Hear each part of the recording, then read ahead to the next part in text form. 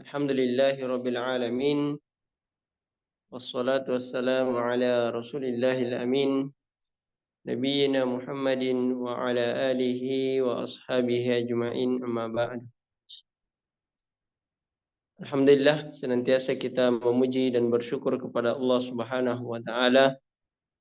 Pada pagi hari ini kembali Allah Subhanahu wa taala memberikan kita kesehatan, kesempatan, dan Allah Subhanahu wa taala juga memberikan kita nikmat hidayah, nikmat kekuatan untuk kita bisa bersama-sama bermulazamah dengan Al-Quran melalui program Quran Day yang rutin kita laksanakan setiap hari Ahad pagi, dilaksanakan oleh Yayasan Jaziratul Quran Indonesia.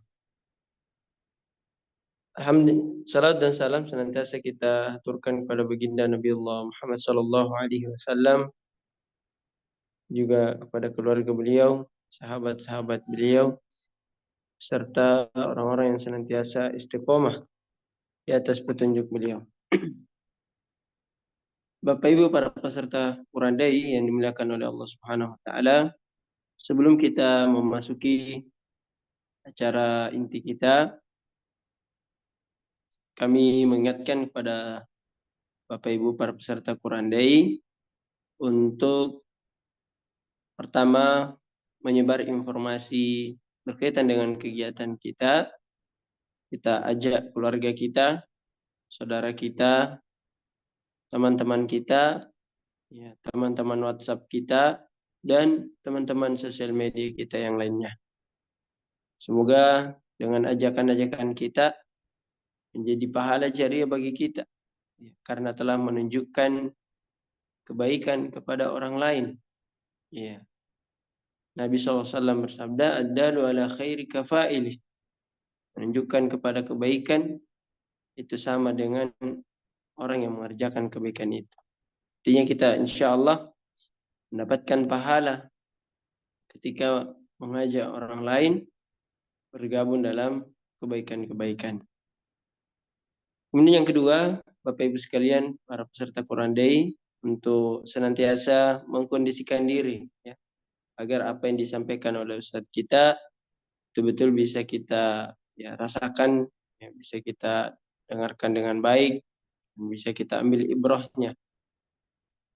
Ya, kemudian tak lupa untuk kita mencatat, ya, mempersiapkan alat tulis untuk kita mencatat apa-apa yang akan disampaikan oleh Ustadz kita. Baik, ala kulli hal, Ustadz kita alhamdulillah sudah bergabung di room kita. Kita sapa dulu. Assalamualaikum Ustadz. Waalaikumsalam warahmatullahi wabarakatuh. Bagaimana kabar Ustadz?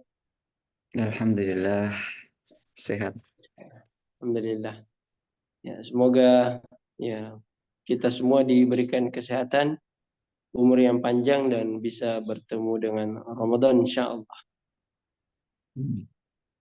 Ya, baik Ustaz, karena waktu mungkin langsung saja waktu dan tempat kami persilakan. Fala tafadhal mashkuran wa majura.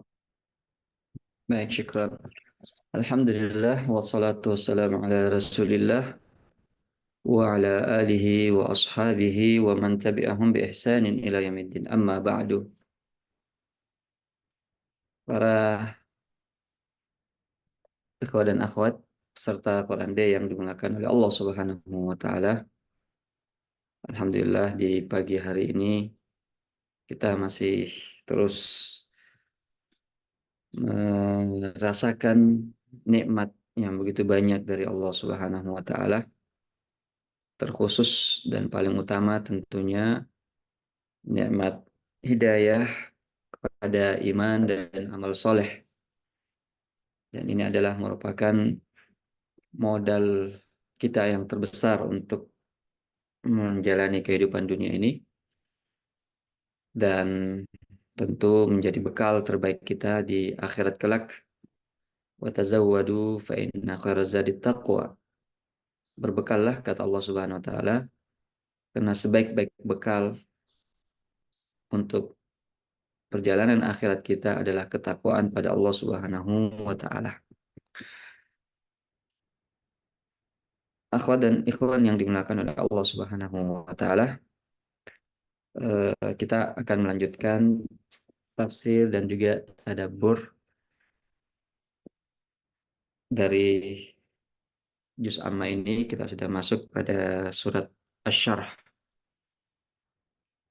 Allah Subhanahu wa taala berfirman, A'udzubillahi minasyaitonir rajim. Bismillahirrahmanirrahim. Alam nashrah laka sadrak wa wada'na 'anka wizrak alladzi anqadha dhahrak wa rafa'na laka dzikrak fa inna ma'al 'usri yusran inna ma'al 'usri yusra fa idza faraghta fansab wa ila rabbika farghab. Surah Asy-Syarh, ya, kelapangan atau melapangkan dada. Surah ini terkhusus Allah Subhanahu wa taala turunkan untuk menghibur Rasulnya dan menyebutkan sejumlah nikmat dan karunia yang diberikan kepada Rasulnya. Sehingga Rasulullah SAW semakin yakin dan kuat dalam menjalankan tugasnya sebagai Rasul Allah Subhanahu wa taala, sebagai penyambung dan penebar risalah yang datang dari Allah Subhanahu wa taala.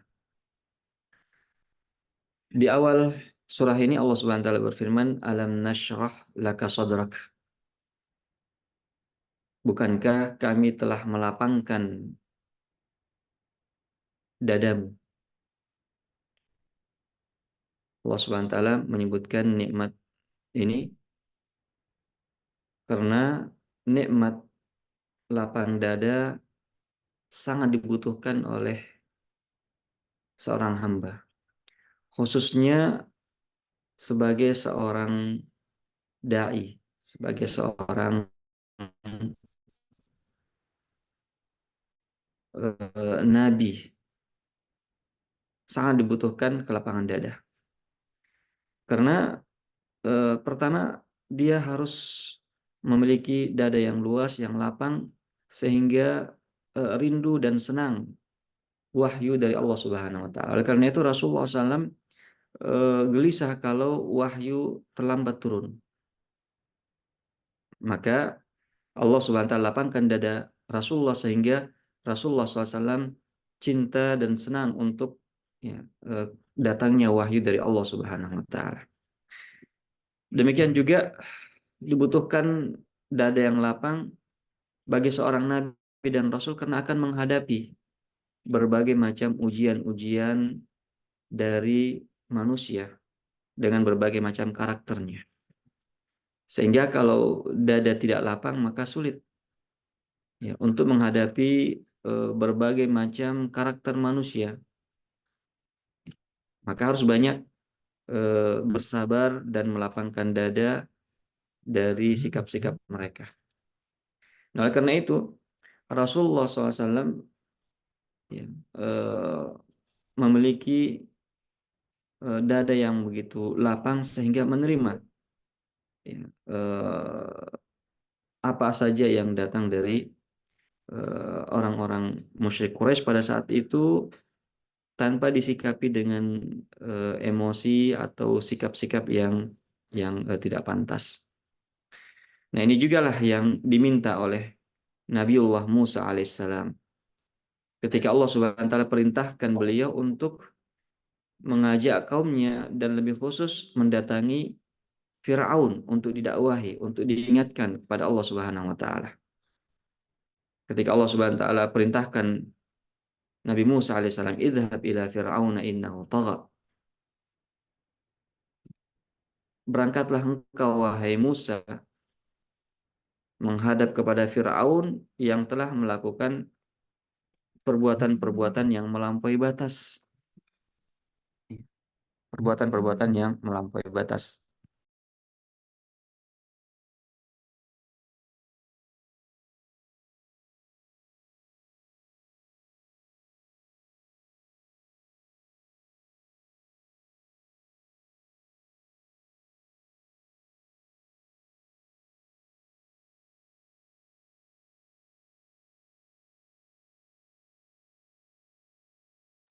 Allah Subhanahu wa taala berfirman kepada Nabi Musa alaihissalam, "Idhab ila Fir'auna innahu tagha."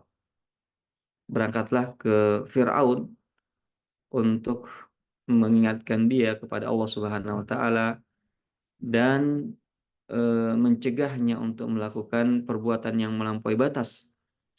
Maka yang diminta oleh Nabi Musa alaihissalam adalah qala rabbi shrah li sadri wa yassir li amri wahlul 'uqdatam min lisani yafqahu qawli.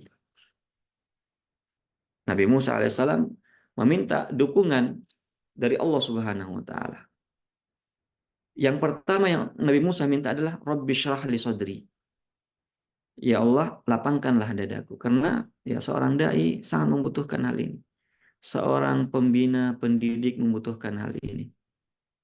Seorang yang ingin mendidik baik anak-anaknya atau sebagai tenaga pendidik atau sebagai seorang dai sangat membutuhkan kelapangan dada ini, sehingga dia bisa menampung berbagai macam karakter dan sifat-sifat manusia dan bisa menghadapinya dengan baik. Kemudian selanjutnya Allah Subhanahu wa taala menyebutkan kenikmatan yang berikutnya yang Allah berikan kepada nabinya Muhammad SAW, "Mawada'na anka wizrak." Dan kami meletakkan, ya, atau menghilangkan beban darimu. Ini bisa bermakna baik itu wizr, beban yang berupa dosa, ya, ataupun wizr, beban yang berupa kesulitan-kesulitan yang pernah dialami oleh umat-umat dan nabi-nabi terdahulu. Atau juga bisa berarti bahwasanya Allah Subhanahu wa taala meletakkan dan menghilangkan beban-beban yang pernah Rasulullah SAW pikul ketika menghadapi kaumnya, ya, orang-orang musyrikin Quraisy pada saat itu. Ini semua masuk di dalam makna wa wada'na anka wizrak. Maka yang pertama, Allah Subhanahu wa taala meletakkan dan menghilangkan dosa-dosa bagi Rasulullah SAW. Artinya Allah Subhanahu wa taala mengampuni dan meletakkan dosa Rasulullah baik yang telah lampau dan juga yang akan datang. Ya, sebagaimana firman Allah Subhanahu wa taala dalam surat Muhammad, liyaghfira lakallahu ma taqaddam, dalam surat Al-Fatihah, liyaghfira lakallahu ma taqaddam min dzambika wa ma ta'akhkhar. Allah Subhanahu wa taala ingin mengampuni dosa-dosamu yang lampau, yang telah terjadi, wa ma ta'akhkhar, dan yang akan datang. Karena itu Aisyah radhiyallahu taala anha ketika melihat Rasulullah SAW sangat bersungguh-sungguh dalam beribadah, melakukan qiyamul lail sehingga betis beliau bengkak dan tumit beliau pecah disebabkan lamanya berdiri, maka Aisyah mengatakan, "Wahai Rasulullah, mengapa Anda begitu berat dalam bersungguh-sungguh dalam melaksanakan sholat malam ini, padahal Allah Subhanahu wa taala telah mengampuni dosa-dosa Anda yang lampau dan yang akan datang?" Maka Rasulullah SAW mengatakan, "Afala akun abdan syakura." Ya, apakah tidak pantas aku menjadi hamba yang bersyukur atas nikmat ini? Karena Allah Subhanahu wa taala mengampuni dosa-dosaku yang telah lampau dan yang akan datang, maka patutlah bagiku untuk mensyukuri nikmat tersebut dengan banyak beribadah kepada Allah Subhanahu wa taala. Dan juga Allah Subhanahu wa taala yang kedua meletakkan beban bagi Rasulullah dan umatnya. di mana pada umat-umat terdahulu begitu banyak beban-beban taklif syariat yang memberatkan. Maka Allah Subhanahu wa taala atas permintaan Rasulnya meringankan ya, beban-beban tersebut. Ya di antaranya ya, misalnya sholat yang tadinya 50 kali Allah Subhanahu wa taala ringankan ya menjadi 5 kali. Yang tadinya seseorang ketika mendapatkan eh, harta hasil peperangan tidak boleh diambil sedikit pun dan harus dimusnahkan, maka di zaman Rasul di umat Rasulullah diberikan keringanan untuk mengambilnya dan dibagi-bagikan kepada kaum muslimin yang turut serta dalam berjuang dan juga yang tidak berjuang. Dan begitu banyak beban-beban syar'i yang dibebankan pada umat-umat terdahulu, maka umat Muhammad SAW adalah umat yang disayangi oleh Allah Subhanahu wa taala. Beban-beban itu dihilangkan atau diringankan. Dan juga yang ketiga adalah beban yang pernah dialami oleh Rasulullah berupa eh, penindasan, ya, berupa pengusiran, bahkan usaha-usaha untuk membunuh beliau. Kesulitan-kesulitan di masa jahiliyah yang beliau hadapi begitu berat. Maka dengan nikmatnya Allah Subhanahu wa taala menghilangkan beban-beban tersebut dengan memenangkan agamanya dan menolong Rasulnya. Dan ini adalah merupakan karunia yang sangat besar yang Allah Subhanahu wa taala berikan kepada nabinya Muhammad SAW, dan juga karunia itu bagi kita umatnya. Lalu Allah Subhanahu wa taala melanjutkan, alladzi anqadha dhahrak. Beban-beban itulah yang anqadha dhahrak, yang memberatkan punggungmu. Beban yang memberatkan punggungmu menunjukkan ya bahwasanya beban yang dipikul sebelumnya ini adalah merupakan beban yang sangat berat yang bisa saja mematahkan punggung. Ya, sebagai kiasan. Sebagai kiasan, ya seakan-akan ya begitu beratnya tanggung jawab tersebut sehingga dapat mematahkan tulang punggung. Namun semuanya itu Allah Subhanahu wa taala letakkan, Allah Subhanahu wa taala hilangkan bagi nabinya dan juga bagi umatnya. Nah, ini menunjukkan bahwasanya al-wizr, wada'na anka wizrak, al-wizr atau dosa ini adalah sesuatu yang betul-betul memberatkan punggung, merupakan tanggung jawab yang sangat besar. Sehingga dosa-dosa ini perlu untuk kita lihat bahwasanya dia adalah sesuatu yang sangat memberatkan. Dia akan menjadi beban yang sangat berat di dunia dan juga di akhirat. Dan demikianlah orang-orang beriman. Mereka melihat dosa-dosanya itu adalah sesuatu yang membuat dia risau dan khawatir karena begitu berat memikul dosa tersebut. Orang yang beriman ketika dia melakukan suatu dosa, maka hatinya tidak tenang, selalu merasa khawatir. Jangan-jangan Allah Subhanahu wa taala menurunkan azabnya kepadanya. Tapi bagi orang-orang yang tidak beriman, bagi orang-orang yang meremehkan dosa-dosa itu, dianggap dosa itu adalah sebagai hal yang tidak merisaukan.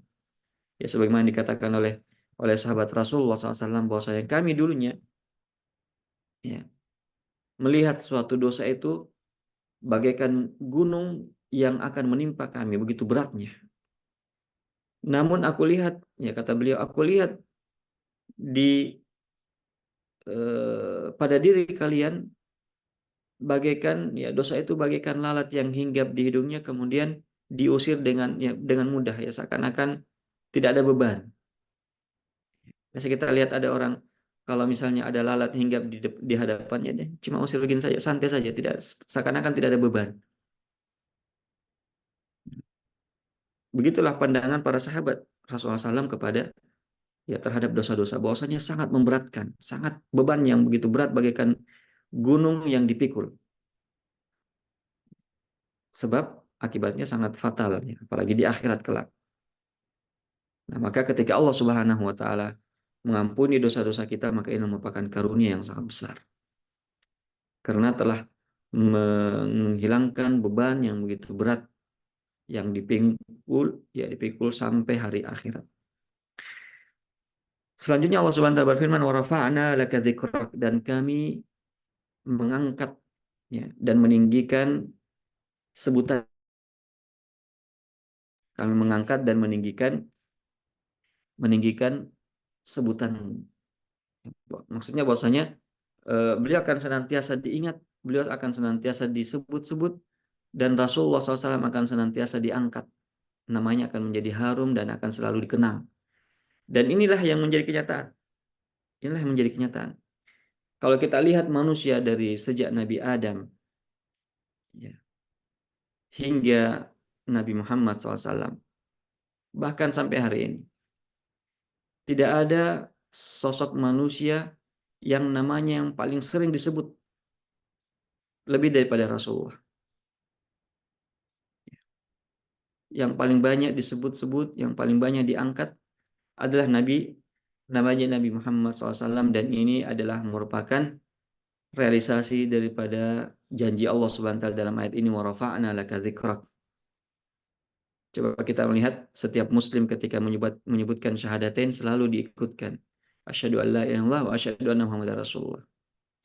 Kita lihat ketika seseorang eh, mengumandangkan azan minimal, ya, 5 kali dalam sehari semalam, dan berapa banyak sejumlah masjid bahkan lebih daripada itu.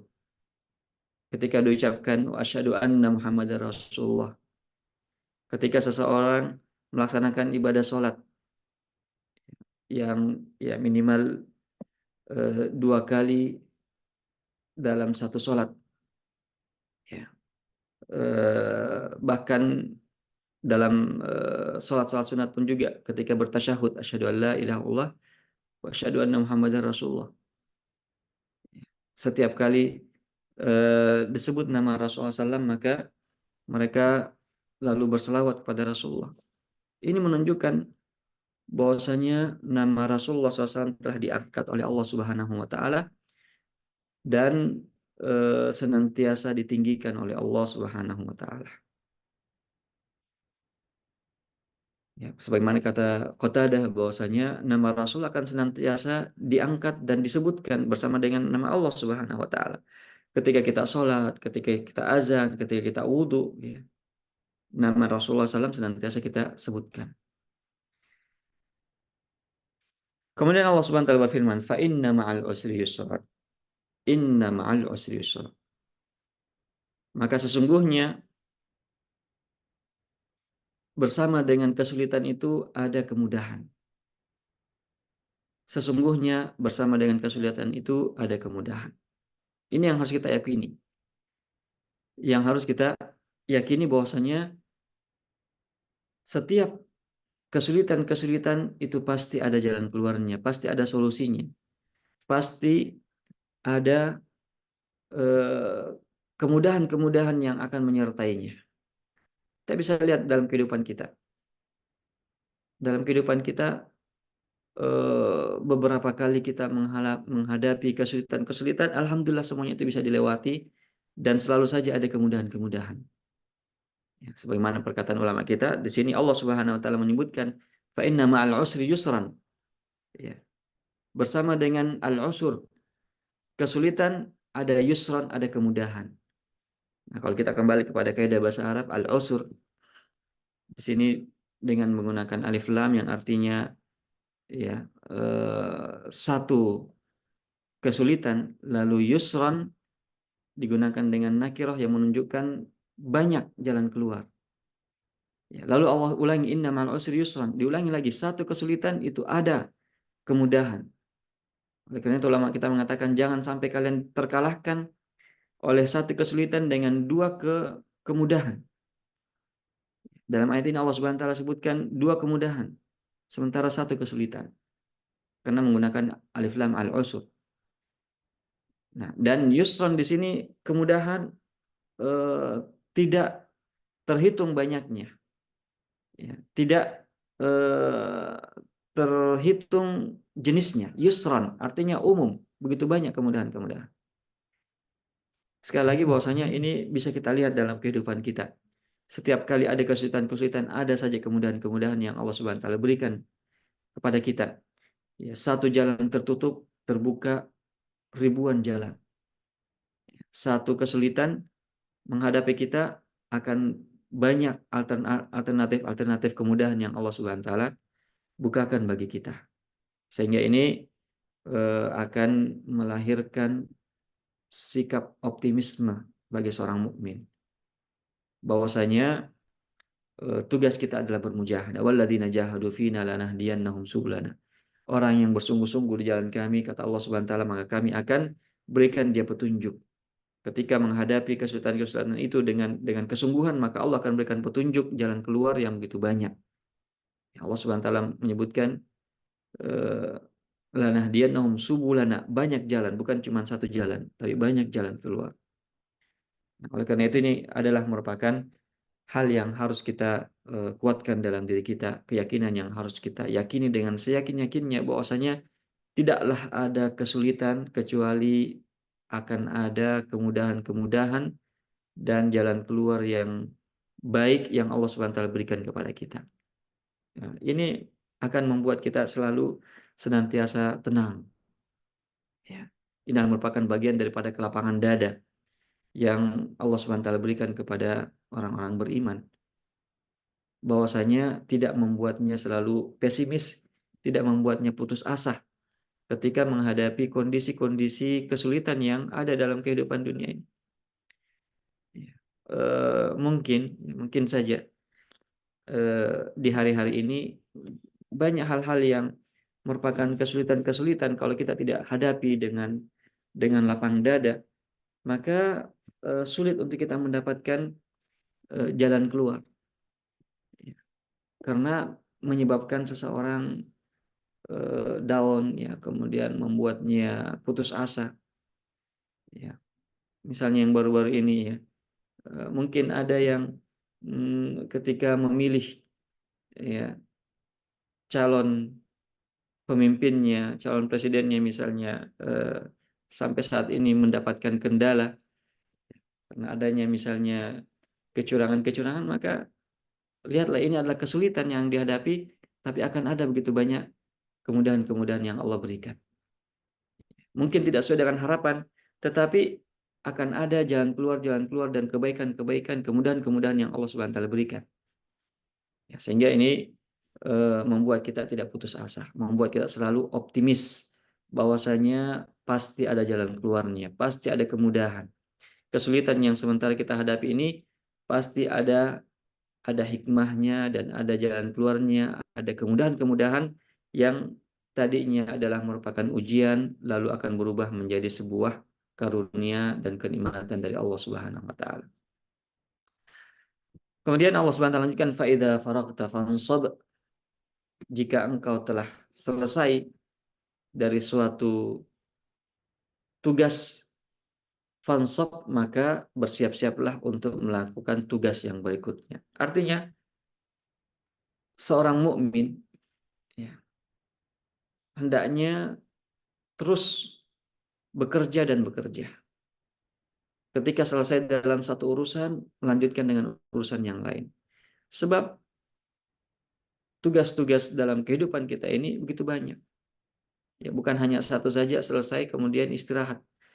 Namun selesai dari satu tugas, ada tugas lain yang menunggu yang harus segera juga kita lakukan. Bahkan belum selesai satu tugas yang kita lakukan, sudah begitu banyak tugas-tugas yang lain yang menunggu yang harus diselesaikan. Oleh karena itu ini adalah merupakan sikap seorang mukmin bahwasanya jika dia telah selesai dalam suatu tugas, suatu kegiatan, maka dia lanjutkan dengan kegiatan yang lain yang dengannya dia dapat memenuhi waktu-waktunya dengan hal-hal yang bermanfaat baik untuk duniawi ataupun juga ukhrawinya. Fa idza faragta fansab, ya, ditafsirkan juga bahwasanya yang dimaksud adalah jika telah selesai dari satu ibadah, maka lanjutkan lagi dengan ibadah yang berikutnya karena dalam setiap waktu ada saja ibadah-ibadah yang disyariatkan oleh Allah Subhanahu wa taala. Dan dalam tafsiran yang lain disebutkan, jika selesai sholat, maka lanjutkanlah dengan ibadah doa kepada Allah Subhanahu wa taala. Nah, intinya bahwasanya seorang mukmin waktunya sangat berharga dan waktunya dipenuhi dengan hal-hal yang bermanfaat. Tidak ada dalam kamus seorang mukmin istirahat. Ya. Tidak ada dalam kamus seorang mukmin sudah selesai pekerjaan dan tidak ada lagi. Dan waktunya untuk berleha-leha, istirahat dan tidak ada lagi kerjaan. Tidak. Seorang mukmin ketika selesai dalam satu kegiatan, selesai dalam tugas satu ibadah, maka dilanjutkan dengan ibadah-ibadah yang lainnya, dengan tugas-tugas yang lainnya yang sudah begitu banyak menunggu untuk dikerjakan dan diselesaikan, sehingga ya umurnya dipenuhi dengan hal-hal yang bermanfaat, ya hal-hal yang baik yang nantinya akan dia rasakan hasilnya di dunia dan juga di akhirat. Wa ila rabbika farghab, dan kepada Tuhanmu lah engkau berharap. Ini adalah juga nikmat yang Allah Subhanahu wa taala berikan kepada seorang hamba ketika ketergantungannya hanya kepada Allah Subhanahu wa taala. Harapannya hanya digantungkan kepada Allah Subhanahu wa taala.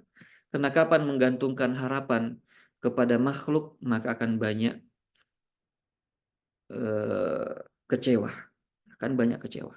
Tapi ketika kita menggantungkan harapan kita kepada Allah Subhanahu wa taala, tawakal kita hanya kepada Allah Subhanahu wa taala, maka Allah Subhanahu wa taala tidak akan pernah menyia-nyiakan perbuatan hamba tersebut. Allah tidak akan pernah menyia-nyiakan sikap hamba tersebut yang menaruh dan menggantungkan harapannya dan tawakalnya kepada Allah Subhanahu wa taala. Nah, ini mengharuskan kita untuk ketika kita berbuat, ketika kita bekerja, ketika kita sudah melakukan suatu tugas dengan semaksimal mungkin, dengan sebaik-baiknya, maka terakhir kita eh, menggantungkan harapan kita kepada Allah Subhanahu wa taala untuk diberikan yang terbaik, ya untuk diberikan balasan yang terbaik dan untuk diberikan hasil yang terbaik dari usaha-usaha yang telah kita persembahkan, yang telah kita lakukan sebelumnya. Dan inilah yang menjadikan dada seseorang itu akan menjadi lapang, yaitu ketika dia dalam keadaan terus-menerus beribadah dan tunduk taat kepada Allah Subhanahu wa taala, maka dadanya akan menjadi lapang dan dia pun bisa melaksanakan tugas-tugas itu dengan sebaik-baiknya. Dan ketika dia mendapatkan hasil yang mungkin tidak sesuai dengan harapannya, maka dadanya lapang untuk menerima hal tersebut dan dia yakin bahwasanya itulah yang terbaik yang Allah Subhanahu wa taala takdirkan baginya untuk kehidupannya di dunia ini, apalagi kehidupannya di akhirat. Akhwan yang dimulakan Allah Subhanahu wa taala, itulah beberapa tadabbur dan tafsiran dari surat Asy-Syarh ini yang memberikan kita pelajaran yang begitu berharga, betapa kita sebagai seorang mukmin, baik sebagai seorang dai, sebagai seorang ahli ibadah, atau sebagai seorang pendidik, untuk memiliki kelapangan dada. Dan hal itu dihasilkan dengan banyak beribadah kepada Allah Subhanahu wa taala dan menggantungkan harapan dan tawakal kita kepada Allah Subhanahu wa taala semata. Dan inilah yang akan mengangkat derajat kita di sisi Allah Subhanahu wa taala dan juga di sisi manusia, yang akan bisa mengangkat nama kita dan mengharumkan nama kita. Wallahu taala a'lam.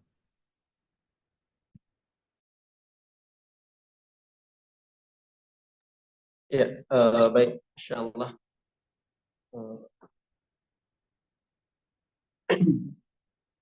Selanjutnya kami persilakan kepada Bapak Ibu sekalian yang ingin bertanya, baik berkaitan dengan tadabbur kita pada pagi hari ini atau persoalan-persoalan yang dialami yang membutuhkan ya jawaban, membutuhkan arahan, itu bisa disampaikan. Bisa melalui chat room atau langsung menyampaikan ke Ustadz kita. Ya, kami persilakan Bapak Ibu sekalian yang punya pertanyaan, silakan. Ya, sembari menunggu pertanyaan yang masuk, kami kembali mengajak pada seluruh Bapak Ibu sekalian, para peserta Quran Day, barangkali ada yang belum mendapatkan informasi berkaitan dengan program Yayasan Jaziratul Quran Indonesia, program Infiru, infak rutin 10.000 per bulan untuk menunjang 10 program Yayasan Jaziratul Quran Indonesia. Di antaranya program pesantren gratis yang alhamdulillah hari ini sudah berjalan. Ada kurang lebih 20 orang santri kita dan semuanya kita gratiskan ya, mulai dari makanan dan seterusnya. Kemudian insya Allah juga rumah sehat gratis ya, meskipun hari ini belum ada tempat yang kita tetapkan, tapi alhamdulillah untuk pelayanan ya kita sudah membuka bagi para jamaah, bagi para Bapak Ibu sekalian yang membutuhkan pelayanan berupa bekam, ruqyah, ya insya Allah kita bisa memberikan pelayanan ya secara gratis. Kemudian ada lauk santri, kemudian kajian kita hari ini juga insya Allah menjadi bagian dari program Infiru. Kemudian beras santri, peduli ustadz, ya fasilitas asrama, iddat muallimin, ya persiapan guru yang akan kita utus ke pulau-pulau menjadi dai dan juga menjadi pengajar di markas-markas tahfidz gratis yang kita buat. Kemudian usaha produktif dan sekolah Islam gratis. Ya, insya Allah sekolah Islam gratis ini juga menjadi cita-cita di Yayasan Jaziratul Quran. Bagaimana ke depan kita bisa membuat sekolah Islam yang tentunya resmi di bawah naungan pemerintah, tetapi ya juga kita gratiskan kepada kaum muslimin. Ya, baik, kami bacakan pertanyaan pertama.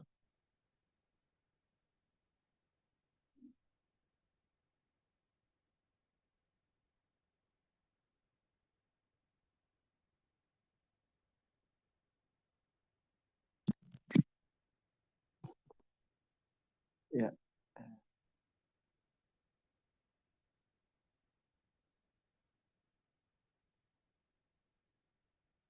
ya, pertanyaan pertama, Ustaz.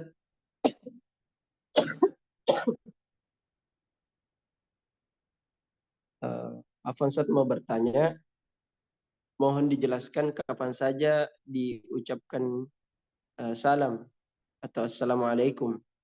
Bagaimana misalnya kalau mau masuk Alfamart atau sejenisnya, Ustaz. Kemudian atau mau masuk masjid, masuk rumah kosong, masuk kamar. Dan bagaimana saat kita berpisah dengan orang, apakah mengucapkan salam juga? Iya, afdal, Ustaz.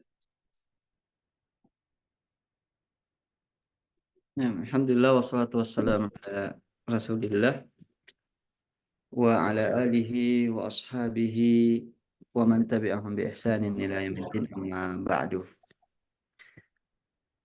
Salam adalah hal yang disyariatkan untuk diucapkan kepada kaum muslimin sebagaimana yang disebutkan oleh oleh Rasulullah SAW bahwasanya untuk membuat ya hati kita ini semakin bersaudara ya dengan saudara-saudara kita yang lain, ya, dan bisa menumbuhkan rasa kecintaan antara sesama adalah afsyus salama bainakum, tebarkanlah salam di antara kalian, sehingga disyariatkan untuk memberikan salam. Nah, adapun ketika memasuki tempat-tempat yang tidak berpenghuni, maka ya tidak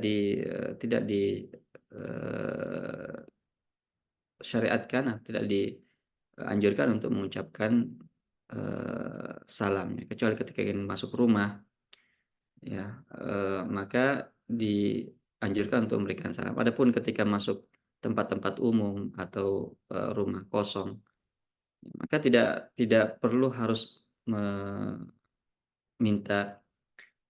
izin, ya, sebagaimana disebutkan oleh Allah Subhanahu wa taala dalam surat An-Nur, ya, tentang hal tersebut. Ya, ketika masuk ke tempat-tempat umum, ya, seperti toko, ya, atau rumah yang tidak berpenghuni, maka tidak mesti harus minta izin untuk masuk, ya, tidak mesti harus minta izin untuk masuk, dan juga tentu ya tidak perlu mengucapkan salam.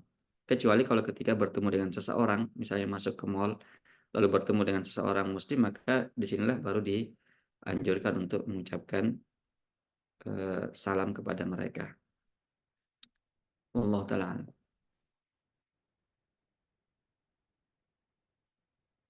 Ya, insyaallah. Ya baik Ustaz, pertanyaan berikutnya dari eh, Bapak Usba ya. Bismillah, bagaimana hukumnya puasa khusus di bulan Sya'ban dan membaca surah Yasin di pertengahan bulan Sya'ban, dan apakah ada doa khusus di bulan Sya'ban Ustaz? Doa khusus bulan Sya'ban. Jadi, fadal Ustaz. Baik, berkaitan dengan puasa khusus di bulan Sya'ban, Aisyah radhiyallahu taala anha pernah mengatakan bahwasanya Rasulullah SAW ketika masuk bulan Sya'ban sangat banyak berpuasa, karena yasumu Sya'ban, kata kata Aisyah. Rasulullah ini melakukan puasa di bulan Sya'ban, ya. Sampai-sampai dikatakan hampir seluruh Sya'ban beliau laksanakan puasa di hari-harinya, ya. Kemudian mengkhususkan hari-hari tertentu ini tidak mengapa jika memang itu sudah menjadi kebiasaan. Ya, misalnya dia mengkhususkan Senin Kamis di bulan Sya'ban, maka ini tidak mengapa. Karena itu adalah suatu kebiasaannya sebelumnya. Atau mengkhususkan misalnya 13, 14, 15 atau sebagai Ayyamul Bid atau hari-hari putih. Maka tidak mengapa dia mengkhususkan di bulan Sya'ban 13, 14, 15, karena itu sudah menjadi tradisi dan kebiasaannya juga di bulan-bulan yang lain. Adapun puasa khusus di pertengahan Sya'ban, nisfu Sya'ban, dan hari ini adalah tanggal 15 Sya'ban, ya mungkin kita sudah eh, banyak membaca, mungkin ada pesan-pesan WhatsApp untuk anjuran melaksanakan puasa nisfu Sya'ban hari ini. Maka tidak ada satu hadis yang sahih pun yang menyebutkan tentang keutamaan dan anjuran untuk puasa khusus nisfu Sya'ban.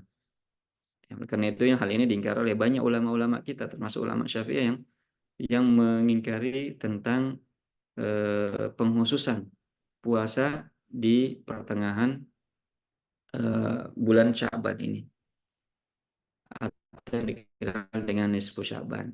Oleh karena itu tidak ada keutamaan khusus untuk puasa di hari ini. Dia masuk dalam keumuman puasa di bulan Sya'ban dan keumuman puasa hari-hari putih 13, 14, 15. Jadi bukan hanya 15 saja. Ya, jadi kalau ada yang ingin berpuasa tanggal 15 dan juga 13 dan 14, maka tidak mengapa, itu adalah hal yang baik. Atau ya misalnya dia ingin melaksanakan puasa Senin Kamis, maka tidak mengapa. Ya, dia khususkan Senin Kamis saja selama bulan Sya'ban, yang tidak mengapa, karena itu merupakan tradisinya. Adapun mengkhususkan hanya 15 Sya'ban saja, hanya nisfu Sya'ban saja, maka ini tidak disyariatkan, dalil-dalil yang menyebutkan tentang keutamaannya ini semuanya adalah hadis-hadis yang sangat lemah yang tidak bisa dijadikan sebagai dasar dalam menetapkan ibadah tersebut. Termasuk di dalamnya adalah membaca surah-surah tertentu, maka tidak ada hadis yang menyebutkan tentang penghususan membaca surat-surat tertentu di malam nisfu Sya'ban. Allah taala alam. Ya, baik Ustaz. Jazakallah khair. So, pertanyaan berikutnya Ustaz dari Ibu Kartini Burhan. Bismillah Ustaz, apakah ibu hamil di bulan Ramadan yang tidak berpuasa karena khawatir terhadap bayinya wajib fidyah dan juga mengqadha di hari lain di luar Ramadan? Iya. Ya, perkara dan masalah ini yaitu tidak berpuasa bagi seorang yang menyusui ataupun yang hamil memang permasalahan yang telah diperselisihkan oleh ulama kita hingga hari ini. Ya, ada beberapa pendapat di dalam masalah ini, namun kalau kami pribadi melihat bahwasanya pendapat yang cukup kuat adalah bahwa ibu yang menyusui tersebut kewajibannya hanya satu saja, yaitu mengqadha tanpa harus membayar fidyah. Kewajibannya adalah mengqadha kapan dia sudah mampu untuk melakukannya dan tidak ada kewajiban fidyah baginya. Wallahu a'lam. Iya. Baik, Ustaz. Pertanyaan berikutnya Ustaz, berkaitan dengan kemudahan bersafar Ustaz. Di antara kemudahan untuk orang-orang yang bersafar adalah tidak wajib berpuasa Ustaz. Pertanyaannya, apakah seseorang yang mau bersafar besoknya itu sudah tidak perlu lagi berniat malam harinya untuk puasa karena akan safar, ataukah dia tetap berpuasa dulu nanti di perjalanan baru dia batalkan puasanya? Nah, pada dasarnya seorang Iya. yang bermukim maka kewajiban baginya untuk tetap berpuasa. Demikian juga orang yang musafir pada dasarnya dia berkewajiban untuk berpuasa, hanya saja dia mendapatkan keringanan untuk berbuka dan menggantinya di hari yang lain. Jadi baik yang musafir ataupun yang tidak musafir, maka hukum asalnya wajib baginya untuk berpuasa. Hanya saja bagi orang musafir mendapatkan keringanan untuk membatalkan puasanya atau tidak berpuasa dan diganti di hari yang lain. Nah, jadi kalau misalnya dia berniat safar keesokan harinya, maka dia tetap makan sahur dan dia tetap berniat untuk berpuasa. Nanti ketika dia berangkat dan keluar dari batas kotanya, maka disitulah dia diberikan keringanan puasanya. Jadi nanti dia berbukanya atau makan itu setelah dia melakukan perjalanan, bukan di pagi harinya, ya sebelum dia berjalan. Ya, walaupun dia sudah berniat, karena bisa saja tertunda niat tersebut, bisa saja tidak jadi dia berangkat, bisa saja ada hal-hal halangan-halangan sehingga keberangkatannya tertunda. Oleh karena itu tetap dia wajib melakukan berniat puasa untuk keesokan harinya dan tetap dia makan sahur di malam harinya dan berniat. Adapun keesokan harinya kalau jadi berangkat, maka disitulah dia diberikan keringanan untuk berbuka setelah keluar dari batas kotanya. Allah taala. Iya, insyaallah. Nah, saya bisa. Berikutnya kami persilahkan pada Ibu Endang Salsa dari Takalar. Ya, silakan Oke, untuk terima bertanya. kasih Ustaz. Terima kasih nih, saya pakai akunnya Uminya. Oh iya. Mohon maaf Ustaz. Iya, Assalamualaikum warahmatullahi wabarakatuh. Waalaikumsalam. Ya. Saya teringat beberapa tahun lalu, saat kebetulan ini tentang Ramadan juga. Masalah kita kan gini, ada ketika kami bincang-bincang masalah zakat, bahwa zakat itu kan harus dibayar dengan makanan pokok. Tetapi ada teman kami bilang bahwa ada salah satu mazhab Imam 4 itu, saya lupa sebutkan, bahwa membolehkan dengan uang. Satu sisi dasarnya dia membolehkan uang itu. Tapi di satu sisi lain bahwa katanya kita harus mengikuti mazhab salah satu di antara 4 imam mazhab itu. Nah, di Indonesia ini katanya Syafi'i mazhabnya. Sehingga kalau mazhab Imam Syafi'i itu kita kalau subuh kunut misalkan. Artinya gini, Ustaz, apakah kewajiban mengikuti salah satu dari imam mazhab ini wajib bagi kita? Karena saya terus terang, saya sendiri tidak tahu nih, kalau ditanya mazhabmu apa? Karena saya kan ya ikut aja, campur-campur gitu, Ustaz. Ada ngikuti mazhab ini.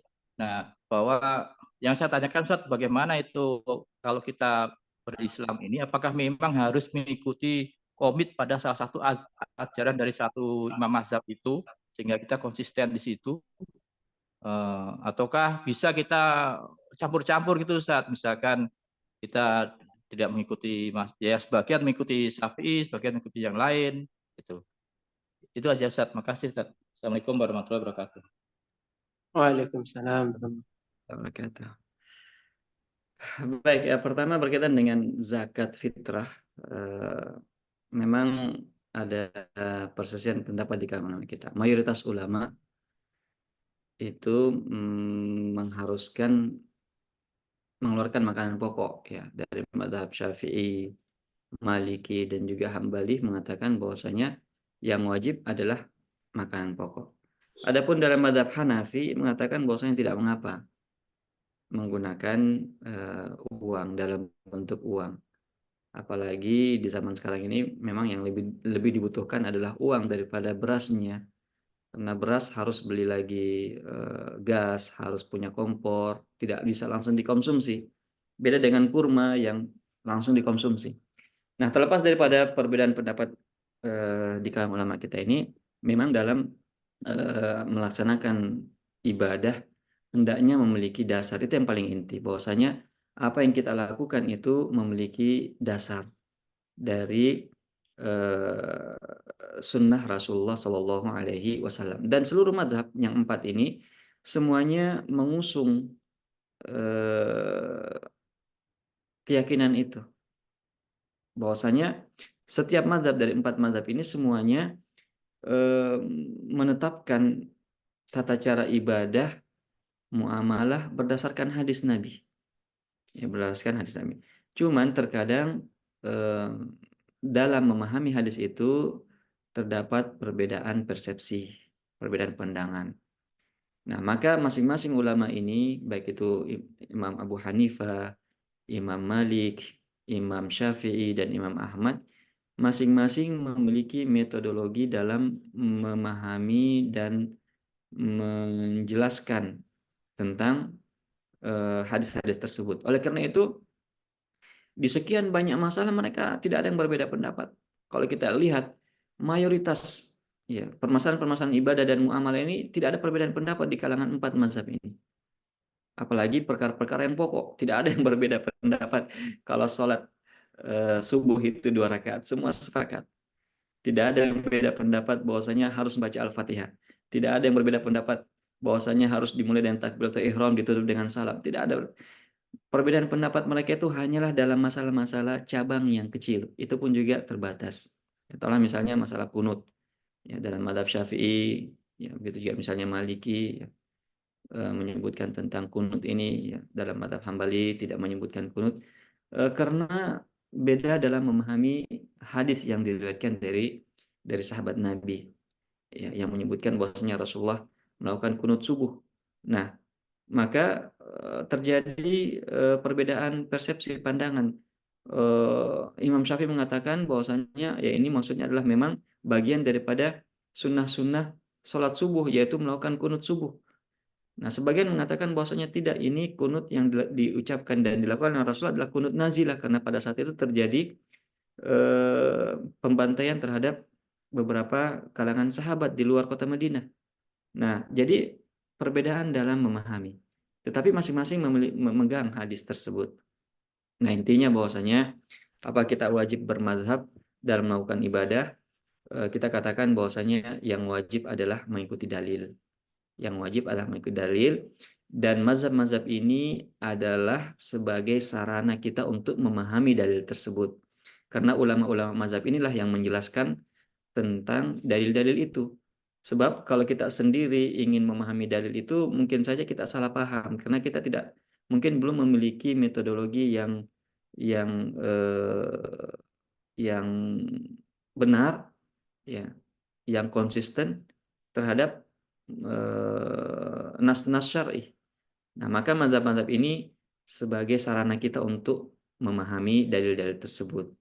Oleh karena itu kita boleh saja memilih mazhab mana yang kita rasakan betul-betul lebih mendekati dari metodologi yang tepat. Nah, ini semuanya mazhab tentunya memiliki metodologi tersebut. Nah, kita di Indonesia menganut mazhab Syafi'i. Maka mazhab Syafi'i ini adalah mazhab yang mengusung sunnah, mengusung hadis-hadis Nabi SAW, dijadikan sebagai sumber dan dasar penetapan penetapan ibadah. Nah, sehingga untuk memudahkan memahami amalan-amalan ibadah dan muamalah ini, maka mazhab ini mempelajarinya melalui mazhab ini adalah sangat sangat memudahkan kita, sehingga pemahaman kita dan juga ilmu yang kita dapat itu bisa sistematis karena melalui metodologi yang sama dan konsisten, ya, sama dan konsisten. Adapun campur baur mazhab, ya, kalau dalam satu masalah dicampur baurkan, ini yang tidak boleh, ini yang tidak dibenarkan oleh ulama kita. Misalnya, taruhlah misalnya diberikan contoh tadi, zakat. Ya, di sini terdapat dua pendapat. Zakat, pendapat pertama harus dengan bahan makanan pokok. Pendapat yang kedua boleh menggunakan dalam bentuk uang. Nah, maka tidak boleh campur adukan. Hari ini, tahun ini saya mau bayar uang saja, tahun depan mau bayar beras saja. Tidak boleh. Ini tidak konsisten namanya. Ya, jadi harus konsisten. Ya, kalau sudah meliah maka tidak boleh lagi dicampur adukan. Ini yang dikatakan ulama kita tidak boleh mencampur adukan mazhab. Maksudnya dalam satu masalah. Ya, misalnya dalam kunut lagi tadi ya, misalnya hari ini saya kunut, besok saya tidak kunut. Ya, hari ini saya ikuti mazhab Syafi'i, besok saya ikuti mazhab Hambali. Nah, ini tidak boleh. Tidak boleh mencampur adukan mazhab. Ya, harus konsisten, satu dipilih mana yang Anda merasa kuat dan dasar-dasarnya lebih meyakinkan, maka pilihlah itu dan konsisten menjalankan itu. Misalnya dalam cukup banyak ya dalam masalah-masalah yang diposisikan oleh ulama kita, tidak boleh kita semau maunya hari ini pakai ini, besok pakai itu. Ya, ini yang tidak dibenarkan oleh ulama kita. Adapun kalau permasalahannya berbeda, maka tidak mengapa. Dalam masalah ini saya memegang pendapat misalnya dalam masalah sholat subuh saya pegang pendapat mazhab Hambali bahwasanya tidak kunut. Tetapi dalam masalah pembatal wudhu saya pegang mazhabnya Syafi'i bahwasanya menyentuh wanita itu membatalkan wudhu. Tidak mengapa, karena masalahnya berbeda. Satu sholat, satu wudhu. Ya, tidak mengapa kita mengambil mana pendapat mazhab yang paling kuat dari segi pendalilan. Ini kalau kita memang mampu menganalisa dan memiliki dasar-dasar pemahaman tentang ilmu syar'i tersebut. Nah, kalau tidak, maka yang paling aman bagi orang-orang awam adalah pegang saja satu mazhab, maka komitmen konsisten menjalankan pendapat-pendapat mazhab tersebut, ya, kecuali kalau memang ada pendapat yang begitu kuat yang menunjukkan bahwasanya dalam mazhab ini pendapatnya lemah karena dasar-dasarnya misalnya lemah, sementara pendapat yang lain dasar-dasarnya lebih kuat. Intinya, kesimpulannya bahwasanya kalau berbeda permasalahan, maka ini tidak mengapa kita terkadang mengambil mazhab A, terkadang mengambil mazhab B. Tetapi kalau dalam satu permasalahan yang sama, yang tidak boleh campur adukan mazhab, karena akan menyebabkan ketimpangan dan kontradiktif. Wallahu ta'ala alam.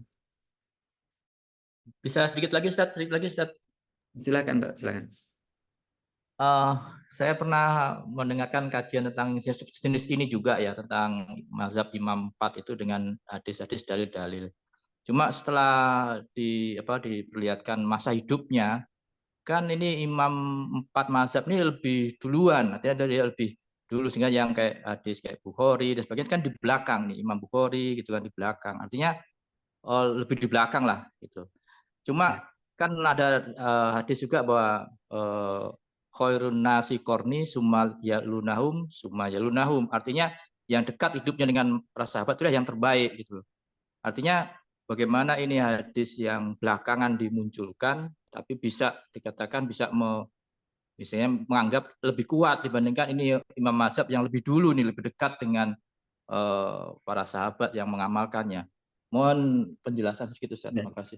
Baik, jadi ini sebenarnya pemahaman yang keliru ya, pemahaman yang keliru karena tidak melihat ya atau tidak mengkaji tentang mazhab tersebut. Seakan-akan ya, ini seakan-akan dianggap bahwasanya mazhab Syafi'i itu sangat berbeda dengan mazhabnya sahabat. Seakan-akan mazhab Syafi'i itu sangat berbeda dengan mazhabnya Bukhari. Nah, ini keliru.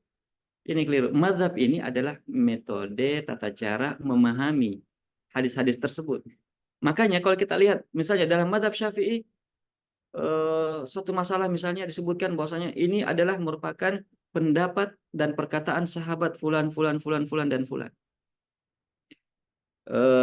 Dalam masalah ini misalnya Imam Malik berpatokan dari hadis Nabi dan juga pendapat ini dipegang atau diucapkan oleh sahabat. Jadi di kalangan sahabat Nabi saja itu terdapat beberapa perbedaan-perbedaan pendapat dalam masalah ibadah. Oleh karena itu dari setiap mazhab ini ada salafnya, istilahnya ada patokannya dari sahabat-sahabat yang lalu. Jadi setiap pendapat ini ada saja hadis nabinya dan pendapat sahabatnya. Ya. Jadi ini sebenarnya ya salah memahami ya kalau dikatakan kenapa kita ambil mazhab Syafi'i sementara sahabat saja tidak punya mazhab. Nah, ini keliru. Ini keliru karena sahabat pun juga berbeda pendapat. Maka perbedaan pendapat ini disebabkan karena adanya metodologi dalam memahami hadis. Inilah mazhab sebenarnya. Itulah mazhab. Jadi bisa saja kita katakan ada mazhab misalnya Ibn Abbas, ya, nanti ada mazhab Ibn Umar, ada mazhab dan seterusnya. Ya. Cuman keempat imam mazhab ini, Imam Abu Hanifah, Imam Malik, Imam Syafi'i, dan Imam Ahmad bin Hambal, mereka inilah yang memiliki murid-murid yang menjaga ilmu-ilmu mereka dan menyimpulkan metodologi cara memahami hadis. Ya, sehingga dibuatkanlah usul mazhab namanya. Ya, pokok-pokok mazhab. Artinya bagaimana cara memahaminya. Ya, misalnya pokok-pokok asal itu semuanya sama. Bahwasanya kembali kepada Al-Quran, kembali pada hadis yang sahih, kembali kepada ijma, ya, dan perkataan sahabat. Ini semua sepakat. Semua sepakat. Nah, dalam hal-hal yang detail, yang dakik inilah terkadang terjadi pemahaman yang berbeda dalam memahaminya karena tingkat nalar dan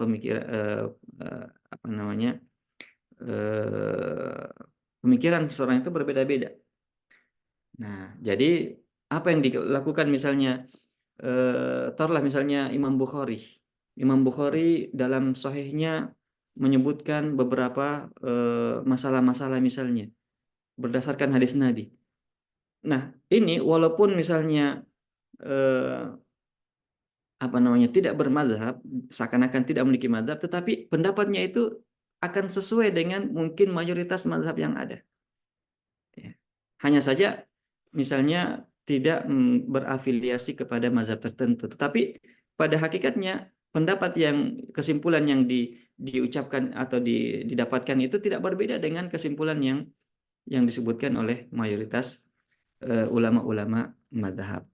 Nah, jadi ini sekali lagi terkadang salah ya dalam memahami, seakan-akan dianggap bahwasanya mazhab Syafi'i itu adalah satu agama yang berbeda sama sekali dengan mazhab Hambali. berbeda sama sekali dengan sahabat, berbeda sama sekali dengan Bukhari, tidak ya. Jadi mazhab itu adalah metodologi, tata cara menjabarkan dan menyimpulkan ya hadis-hadis Nabi sehingga ada kesimpulan hukumnya yang bisa ditarik dari hadis-hadis tersebut. Ya, sehingga dengan mempelajari ilmu ini melalui mazhab ini memudahkan kita karena mereka sudah menetapkan metode-metode yang konsisten. Ya, artinya tidak akan berbeda-beda. Sekali kita berpaham gini berarti ini semua diterapkan dalam hadis-hadis Nabi dan semuanya itu tentunya dari hasil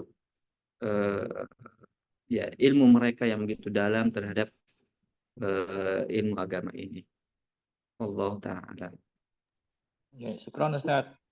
Ya, semoga bisa dipahami nih karena mungkin kurang sistematis ini penyampaian. Luar biasa ilmunya. Ya, berikutnya kami persilakan kepada yang lain. Oh, ini ada satu yang sudah masuk sebelumnya dari Ibu Ida. Apakah boleh kami memberikan makanan yang kami temukan di tempat wisata kepada orang yang kami anggap kurang mampu, mengingat makanannya akan rusak jika tidak cepat dikonsumsi? Baik, jadi makanan seperti ini memang harus segera diselamatkan ya, karena kalau tidak akan rusak ya dan terbuang sia-sia. Dan ya kemungkinannya pemilik makanan itu memang sudah tidak menginginkan lagi makanan itu. Jadi perlu kita lihat ya bentuk makanannya ini, apakah dia terbungkus rapi, ya masih dalam kotak misalnya, belum terbuka. Nah ini langkah awal adalah kita umumkan dulu.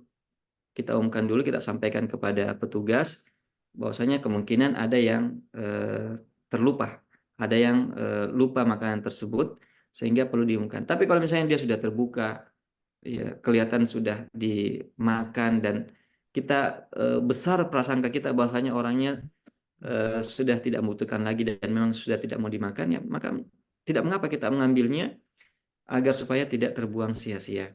Begitu juga makanan yang walaupun dia terbungkus rapi, kita sudah umumkan, namun kita lihat bahwasanya makanan ini mungkin saja ya expirednya mungkin 1 hari saja. Kapan dibiarkan, ditunggu sampai pemiliknya datang akan rusak, basi dan tidak termanfaatkan, maka tidak mengapa kita memanfaatkannya, apakah untuk kita atau kita sedekahkan pada orang yang membutuhkan dengan niat bahwasanya pahalanya bagi pemilik makanan tersebut. Allah taala. Ya. Ya, berikutnya kami persilakan lagi kepada serta yang lain, barangkali masih ada yang mau ditanyakan. Assalamualaikum warahmatullahi wabarakatuh, Ustaz. Waalaikumsalam.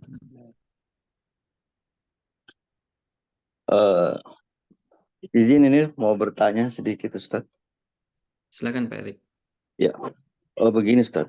Yang ingin mohon maaf sebelumnya mungkin pertanyaan saya ini, tapi memang saya betul-betul sampai hari ini belum paham betul ini tentang sholat Jumat ini.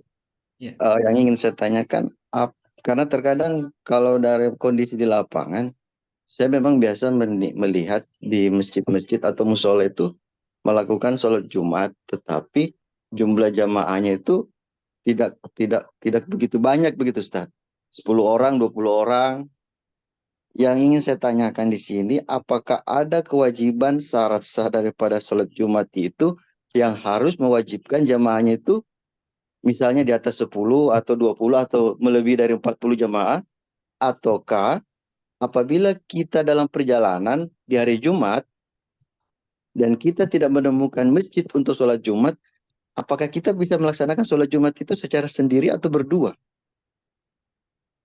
Baik. Mungkin itu sebentar itu aja dulu Pak Ustaz. Terima kasih. Syukur Ustaz. Baik, jadi sholat Jumat ini disyariatkan memang untuk berkumpulnya manusia.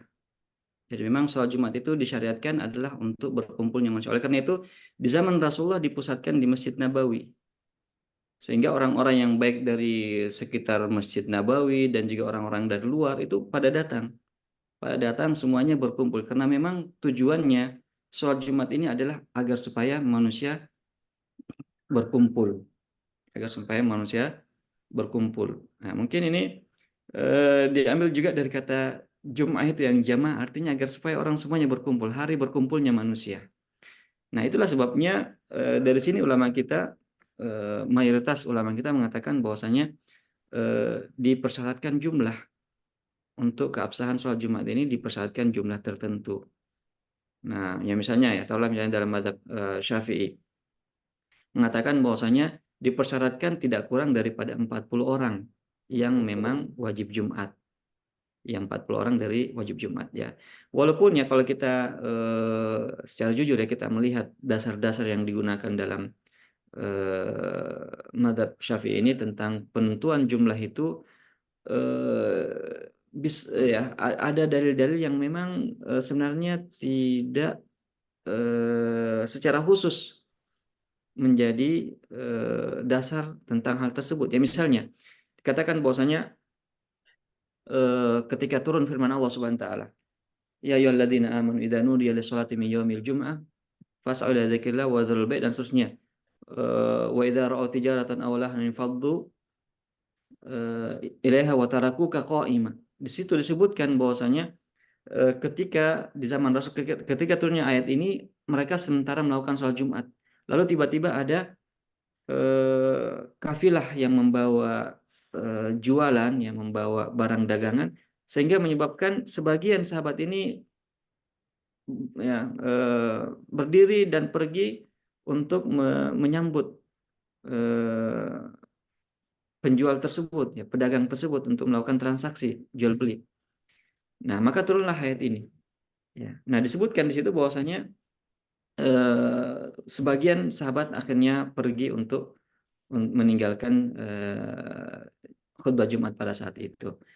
Nah, lalu disebutkan bahwasanya ketika Rasulullah SAW melakukan sholat Jumat pertama kali sebelum masuk kota Madinah, disebutkan bahwasanya jumlah mereka pada saat itu ada 40 orang.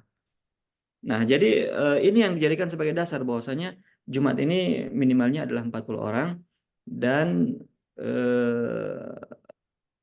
kalau kurang daripada itu maka tidak sah untuk dilakukan sholat Jumat. Jadi kalau kita melihat dalil itu sebenarnya ya bisa kita katakan bahwasanya sebenarnya dari hadis itu tidak secara khusus mempersyaratkan hal itu. Kebetulan pada saat itu berjumlah 40 orang. Seandainya kurang daripada itu ya mungkin Rasulullah tetap melakukan sholat Jumat. Hanya pada saat itu kebetulan yang hadir adalah 40 orang. Nah, dari sini timbullah perbedaan pandangan di kalangan ulama kita, ya sebagaimana kita sebutkan tadi dalam mazhab Syafi'i mengatakan bahwasanya minimalnya 40 orang karena memang Jumat itu disyariatkan untuk berkumpul manusia. Ya, oleh karena itu dipusatkan di satu tempat saja. Makanya di zaman Rasulullah hanya dipusatkan Masjid Nabawi, padahal ada masjid-masjid yang lain, namun mereka semuanya meninggalkan masjid-masjid itu menuju kepada Masjid Nabawi agar supaya mereka di situ berkumpul dalam jumlah yang banyak. Ya, namun ya tidak bisa juga kita pungkiri bahwasanya di sana ada mazhab yang lain yang mengatakan bahwasanya jumlah 40 itu bukanlah syarat. Yang penting sudah terkumpul beberapa orang, sudah ada imamnya, khotibnya dan jamaah ya 2 orang misalnya, maka itu sudah bisa dilaksanakan sholat Jumat. Nah, ini adalah di antara pendapat ulama kita, walaupun ya tentu yang lebih hati-hati adalah kalau kita tetap memperhatikan jumlah karena itulah yang menjadi tujuan disyariatkan sholat Jumat adalah agar supaya manusia kaum muslimin berkumpul di situ dan saling berjumpa.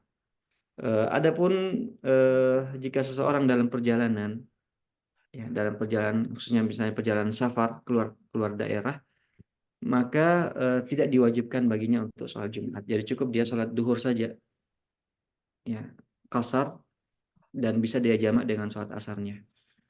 Jadi misalnya saya melakukan perjalanan musafir keluar daerah, lalu di keluar daerah biasanya ya misalnya daerah-daerah yang kurang pemukiman, hanya ada sawah-sawah saja, hampir tidak ada masjid, maka lalu masuk waktu Jumat, maka tidak perlu saya singgah, walaupun saya misalnya dalam satu mobil ada 6 orang, tidak mesti saya harus singgah untuk melakukan sholat Jumat. Lalu ada khotibnya, kemudian rangkaian Jumat, ya tidak mesti. Kita diberikan keringanan untuk tidak melakukan sholat Jumat, cukup melakukan sholat duhur.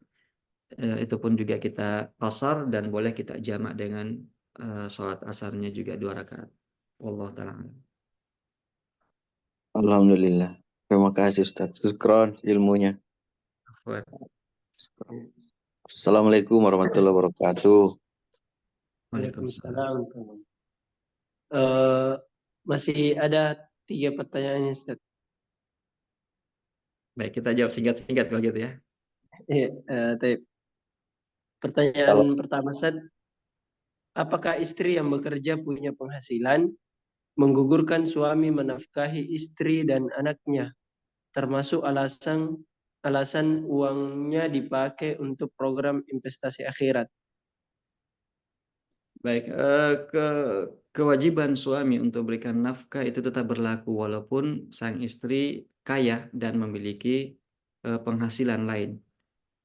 Kewajiban nafkah ini tetap berlaku, ya, tetap berlaku dan tidak gugur, dan tidak boleh mengatakan lebih mementingkan untuk investasi akhirat lalu menyia-nyiakan kewajibannya nafkah kepada istrinya. Kecuali kalau istrinya misalnya merelakan hal itu dan mengatakan ya tidak mengapa, itu disedekahkan saja, diinfakkan saja untuk kemaslahatan umat, ya makanya tidak mengapa selama sang istri ridho, rela, dan ikhlas menerima hal itu. Ya, tapi kalau sang istri meminta tetap untuk diberikan nafkah berupa makan, pakaian, dan tempat tinggal, maka kewajiban itu tidak gugur. Kewajiban itu tidak gugur, ya, kecuali seperti kita sebutkan tadi, kecuali sang istri yang rela untuk menggugurkan haknya. Wallahu ta'ala alam. Ya. Ya, pertanyaan yang kedua, Ustaz, kedua terakhir. Bolehkah akhwat menunda sholat setelah azan saat berada di tempat kerja? Dan apakah tidak masuk kategori lalai dari sholat dengan alasan penundaan karena pakaian tidak bersih karena terpercik kotoran, jadi lebih memilih sholat saat sudah sampai di rumah agar bisa ganti pakaian yang bersih? Salat ini tentunya ada waktunya. Inna salatakan al-mu'minina kitaban mawquta, sebagaimana firman Allah, salat ini ada waktunya. Artinya ada waktu awalnya dan ada waktu akhirnya. Nah, interval waktu ini boleh seseorang salat, boleh di awalnya, boleh di tengahnya, dan juga boleh di akhirnya, selama tidak keluar dari waktunya. Maka ya misalnya kalau seorang akhwat ya dengan pertimbangan pakaian misalnya tidak bersih, ya apalagi kalau ada najis, lalu ingin menunda waktu sholatnya hingga sampai di rumah, maka ini tidak mengapa selama waktu sholat itu belum keluar dari waktu yang telah ditetapkan. Ya, misalnya duhur tidak sampai masuk waktu asar, atau asar tidak masuk waktu maghrib. Ya, selama masih dalam interval waktu sholat tersebut, maka tidak mengapa dia tunda jika memang ada hal yang sangat penting. Allah Ta'ala. Ya, pertanyaan terakhir, Ustaz.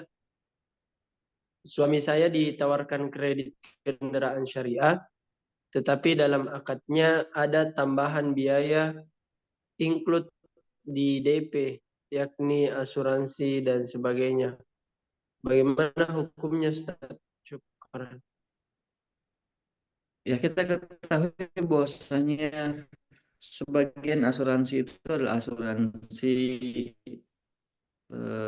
yang sifatnya kan, karena di situ ada unsur perjudian. Di situ ada unsur perjudian. Ya, khususnya asuransi-asuransi yang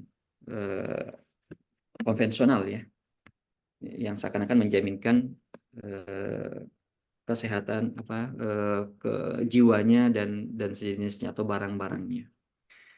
Nah, maka ketika ada hal-hal yang seperti itu, ya tidak boleh kita masuk dalam transaksi yang seperti itu, kecuali kalau memang dia adalah include secara paksa yang kita tidak bisa hindari. Ya, dia include secara paksa yang kita tidak bisa hindari, kita harus ambil dan lakukan. Ya, taruhlah misalnya eh, pajak kendaraan. Ya, pajak kendaraan di situ ada include asuransi. Sementara kita tidak bisa mengatakan ya saya tidak mau ambil asuransinya, saya hanya ingin bayar pajak saja, tidak bisa. Dan pajak kendaraan tidak akan keluar kecuali dengan membayar secara include ya semuanya. Nah, ini kita terpaksa tidak bisa menghindari. Kita tidak bisa menghindari. Tapi kalau sifatnya pilihan, artinya bisa kita ditawarkan ada kredit plus asuransi yang sifatnya judi tadi, ya maka kita punya pilihan mau pilih atau tidak, mau ambil atau tidak. Maka ini kalau dia adalah sifatnya pilihan, maka tidak boleh kita mengambil kredit yang mengandung unsur riba atau unsur judi sebagaimana yang kita sebutkan tadi. Wallahu taala.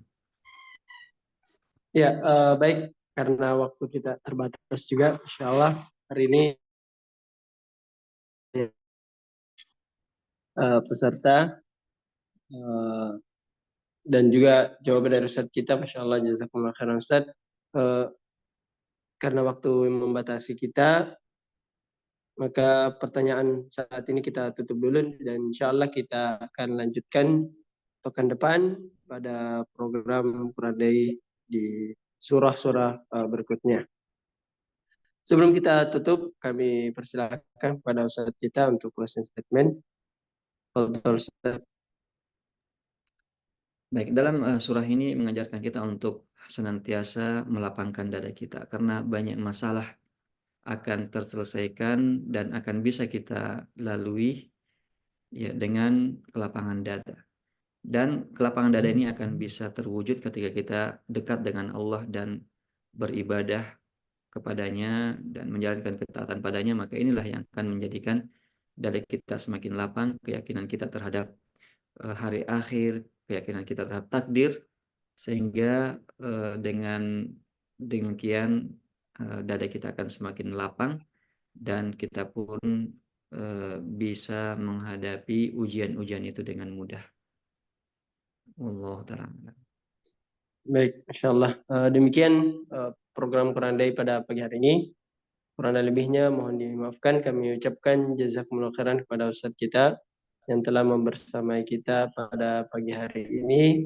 Dan juga kepada seluruh Bapak Ibu para peserta Quran Day yang senantiasa istiqomah mengikuti program Quran Day kita setiap hari Ahad.